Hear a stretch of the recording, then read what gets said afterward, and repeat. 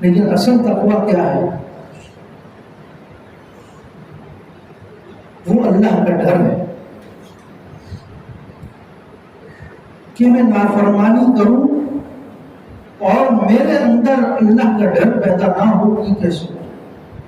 اگر یہ نہیں آ رہا اور میں گناہ کر لیتا ہوں تو اس کا مطلب ہے کہ میرے اندر تقویٰ نہیں۔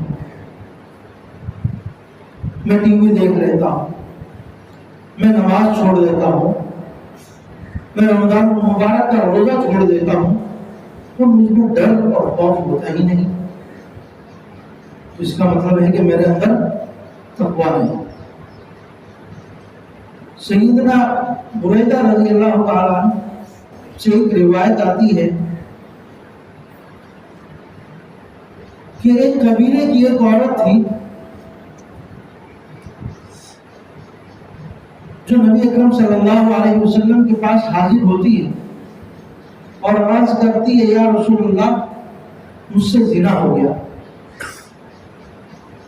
کیا کہتی ہے؟ مجھ سے زنا ہو گیا، میں تقویٰ سمجھانا چاہ رہا ہوں، اس واقعے سے آپ کو تقویٰ پتہ چلے۔ حاضر ہوتی ہے، یا رسول اللہ مجھ سے زنا ہو گیا۔ آپ علیہ السلام نے بات کو ٹال دیا کہ جاؤ تم سے غلطی ہوئی ہوگی، تم ایسے زنا کی بات کر رہی ہو، چل جاؤ، بعد میں آنا ملے۔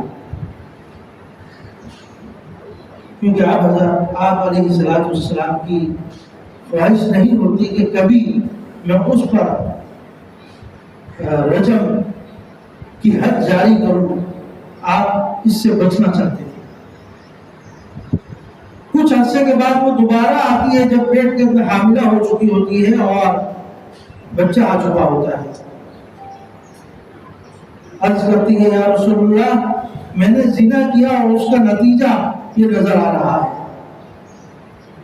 مجھ پر حد جاری کروائیں، مجھ پر رجم جاری کروائیں۔ آپ علیہ السلام نے فرمایا، ابھی نہیں، ابھی چلی جاؤ، اس بچے کا کیا قصور ہے؟ جب تک یہ بچہ پیدا نہیں ہو جاتا اس وقت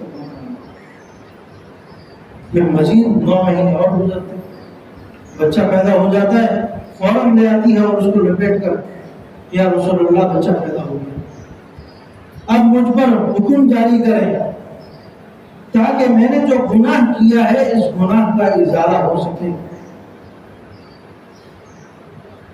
کتنا سلسلہ چل رہا ہے، تیسری مرتبہ دوبارہ آ رہی۔ آپ علیہ السلام نے فرمایا